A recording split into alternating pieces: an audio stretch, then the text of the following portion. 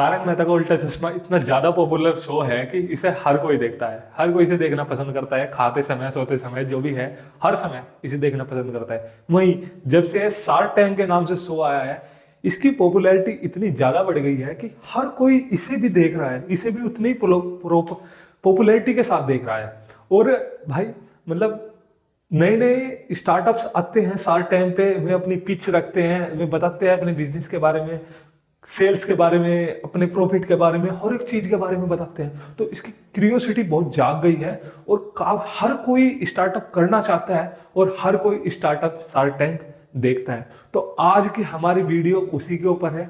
आज हम जानेंगे अपनी वीडियोस में शार्क टैंक की मतलब स्टार्टअप्स की टर्म्स, मतलब स्टार्ट जब में शार्क टैंक में जो भी बिजनेसमैन आता है तो उनके बीच में कन्वर्सेशन होती है, काफ़ी सारी कन्वर्सेशन चलती है और उसमें काफ़ी सारी ऐसी टर्म्स होती हैं जो अगर हमें पता हो तो हम बहुत अच्छे से समझ पाएंगे कि सामने क्या चल रहा है क्या नहीं। तो आज की हमारी वीडियो यही होने वाली है दोस्तों कि स्टार्टअप की टर्म्स के बारे में जानेंगे, स्टार्टअप की टर्म्स कौन कौन सी या क्या होती है, और उससे आप बहुत अच्छे से समझ पाओगे बिजनेस के बारे में और स्टार्टअप्स के बारे में। तो चलिए स्टार्ट करते हैं। जो हमारा सबसे पहली टर्म आती है वो आती है बूट स्ट्रैपिंग। बूट स्ट्रैपिंग ये होता है कि जो बिजनेसमैन होते हैं वो अपने बिजनेस में सारे के सारे सारी जितनी भी इन्वेस्टमेंट होती है वे अपनी जेब से लगाते हैं। मतलब वे बाहर से कुछ भी फंडिंग नहीं लगते या किसी से पैसे नहीं मांगते कि वे आए और हमारे बिजनेस में पैसे लगाए। मतलब जो भी खर्चा आता है उनके बिजनेस में सारा अपने जेब से ही लगाते हैं। अगर आप जैसे बिजनेस स्टार्ट कर रहे हो तो आप किसी और से पैसे नहीं ले रहे, आप अपने आप ही पैसे लगा रहे अपने पूरे बिजनेस में और उसे आगे बढ़ा रहे। तो ये होता है बूट स्ट्रैपिंग। उसके बाद हमारी सेकंड टर्म है वो है एस्केलेटर। एस्केलेटर बहुत ज्यादा हेल्पफुल होते हैं एक नए स्टार्टअप के लिए। वो ऐसे जो एस्केलेटर होते हैं ये एक ऑर्गेनाइजेशन होती है, काफी बड़ी ऑर्गेनाइजेशन होती है, काफी सारी ऑर्गेनाइजेशन है। ये करती क्या है, जो नए नए स्टार्टअप होते हैं उनकी मदद करती है। मदद कैसे करती है, उन्हें गाइडेंस प्रोवाइड कराती है, उन्हें मेंटरशिप प्रोवाइड कराती है, उनकी हेल्प करती है, लीगल कामों में उनकी हेल्प करती है। यहाँ तक कि जब में उनका फंडिंग का टाइम होता है तो उसमें भी हेल्प करती है कि वे किस तरीके से फंडिंग ले सकते हैं। उन्हें पूरा की पूरी चीज बताती है, हर एक चीज में उनकी हेल्प करती है ग्रो होने में। अर्ली फेज में जब वे बहुत छोटे होते हैं, मतलब उनके स्टार्टिंग फेज होते हैं, तो ये होते हैं एस्केलेटर। उसके बाद हम बात करते हैं एंजल इन्वेस्टर। देखो एंजल इन्वेस्टर नए स्टार्टअप के लिए एक तरीके से भगवान माना जाता है। वो इसलिए कि जो एंजल इन्वेस्टर है होता है वो सबसे पहले इन्वेस्टमेंट करता है बिजनेस में, सबसे पहले। हाँ भाई, सबसे पहले उसे एंजल इन्वेस्टर कहते हैं जो सबसे पहले इन्वेस्टमेंट करता है। और वो कोई भी हो सकता है, जो भी आपके बिजनेस में सबसे पहले इन्वेस्टमेंट कर रहा है भाई वो आपका एंजल इन्वेस्टर है। तो ये होती है एंजल इन्वेस्टर की टर्म। उसके बाद हम बात करते हैं एक्वी-हायर की। एक्वी-हायर होता है कि जो बिजनेस होते हैं, ये कंपनी होती है, वो किसी और कंपनी को हायर कर लेती है, यानी कि एक्वायर कर लेती है। जैसे दो कमरे हो गए, एक ये वाला, एक इधर कमरा हो गया, एक इधर कमरा हो गया, बीच में एक दीवार है, तो क्या करेगी वो इस दीवार को हटा के इधर वाले कमरे को भी अपने आप में मिला लेगी। तो उसने क्या किया, इस वाले कमरे को अपने साथ एक्वायर कर लिया। तो ऐसे बिजनेस करते हैं, किसी और कंपनी को पूरे रिसोर्सेज के साथ, पूरे एम्प्लॉयमेंट के साथ अपने बिजनेस के साथ जोड़ लेते हैं, उन्हें एक्वायर कर लेते हैं। तो ये होते हैं एक्वी-हायर। उसके बाद बात करते हैं पिविट की। पिविट ये होता है कि जो स्टार्टअप होते हैं वे, उनका जो भी बिजनेस मॉडल होता है, जिस भी तरीके का बिजनेस मॉडल है, तो जब वो नहीं चल रहा होता है, मतलब जैसे बिजनेस मॉडल हो गया वो नहीं चल रहा, उसमें कस्टमर नहीं आ रहे, कंज्यूमर नहीं आ रहे, कुछ नहीं आ रहा, उनका नई बिजनेस मॉडल चल पा रहा है, तो वे क्या करेंगे, अपने पूरे के पूरे बिजनेस मॉडल को ही चेंज कर देते हैं।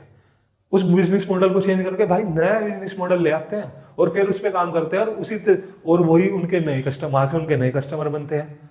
उसके बाद हम बात करते हैं अगली टर्म पे, जो हमारी आती है एमवीपी। एमवीपी मतलब मिनिमल वायबल प्रोडक्ट।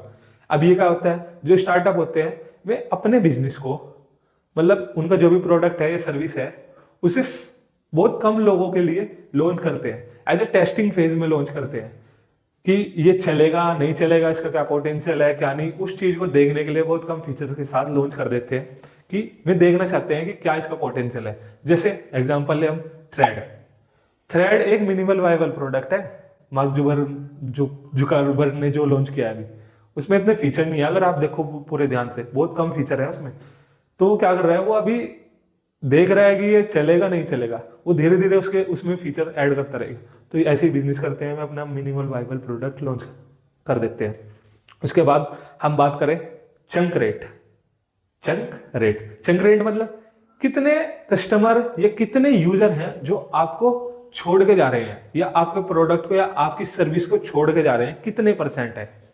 ये महीने के बेसिस पे भी होता है, ये ईयर के बेसिस पे भी होता है, और ये वीकली बेसिस पे भी होता है। मतलब कितने बंदे हैं, कितने कस्टमर हैं जो हर महीने आपको छोड़ के जा रहे हैं, कितना परसेंट उनका रेशो है। जैसे मैं एग्जांपल ले लेता हूँ कि मेरे पास 1000 कस्टमर है, इस महीने मेरे पास 1000 कस्टमर है, लेकिन अगले महीने मेरे पास 950 कस्टमर हुए, 50 जो कस्टमर थे मैं मेरे को छोड़ के चले गए। तो जो मेरा चंक रेट है वो 5% का है, यानी कि 5% मेरे को बंदे छोड़ के चले गए, 95% अभी भी मेरी सर्विस या मेरा प्रोडक्ट ले रहे हैं।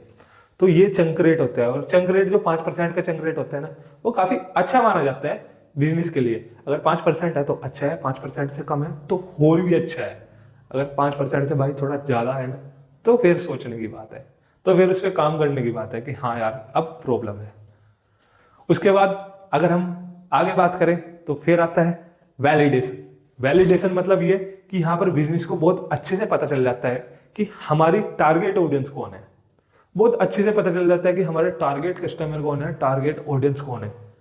वो एक स्टेज आ जाती है ऐसी, और वो स्टेज आती है काफी एक्सपेरिमेंट करने के बाद, काफी टेस्ट करने के बाद, और काफी लंबे समय के बाद ये एक स्टेज आ जाती है जहाँ बिजनेस को पता चल जाता है कि हाँ मेरे टारगेट ऑडियंस को क्या है, टारगेट कस्टमर का कौन है, किस एज के हैं, किस फीमेल ज़्यादा है, फीमेल ज़्यादा है, जो जॉब करते हैं वे ज़्यादा हैं, जो स्टूडेंट हैं वे ज़्यादा हैं। तो काफ़ी सारी बहुत अच्छे तरीके से पता चल जाता है।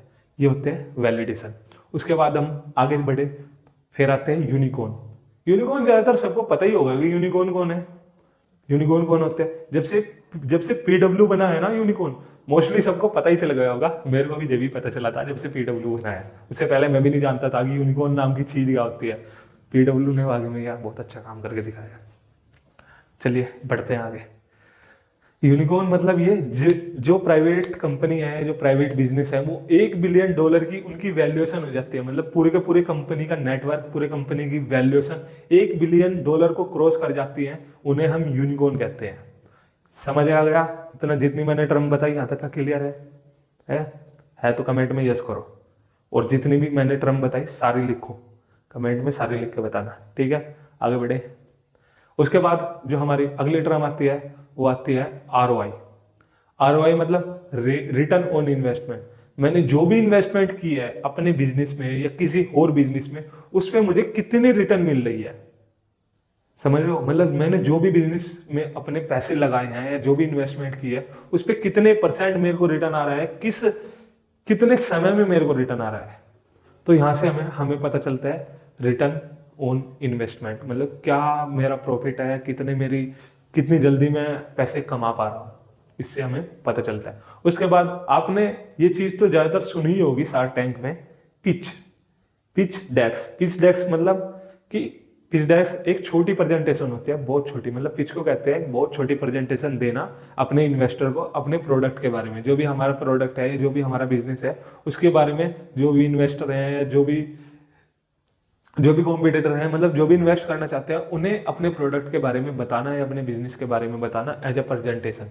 जैसे जब शार्क टैंक में भी कोई नया बंदा आता है, नए कैंडिडेट आते हैं, वो सबसे पहले अपने बिजनेस के बारे में बताता है, उन्हें पिच करता है, जिससे कि वे हमारे बिजनेस में इन्वेस्ट कर पाएं और उन्हें अच्छे से पता चले कि हमारा बिजनेस क्या है, क्या इसका काम है, कितना प्रॉफिट है, कितना लॉस है, कितनी सेल्स है, हर एक चीज अच्छे से बताते हैं। तो ये पिच होता है, मतलब एक छोटे से स्मॉल इंटरेक्शन होता है, स्मॉल प्रेजेंटेशन होती है। सही हो गई पिच। तो यहाँ तक का जितनी भी मैंने टर्म्स बताई हैं, आई होप आपको सारी क्लियर हो गई होंगी।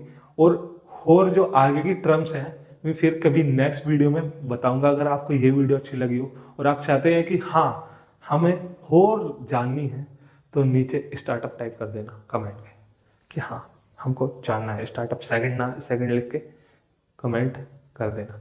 और अगर आप हमारे चैनल पर पहली बार हैं तो चैनल को सब्सक्राइब करना ना भूलें, और जो भी ऐसा कोई आपके पास आपका फ्रेंड है जो स्टार्टअप बिजनेस में बहुत ज़्यादा इंटरेस्ट रखता है और शार्क टैंक की वीडियोस देखता है, तो उस बंदे को ये रील शेयर करो, रील नहीं, उस बंदे को ये वीडियो शेयर करो, जिससे कि वो जाने, पता चले ऐसे कैसी कैसी टर्म्स होती है, ये कौन कौन सी टर्म्स होती है।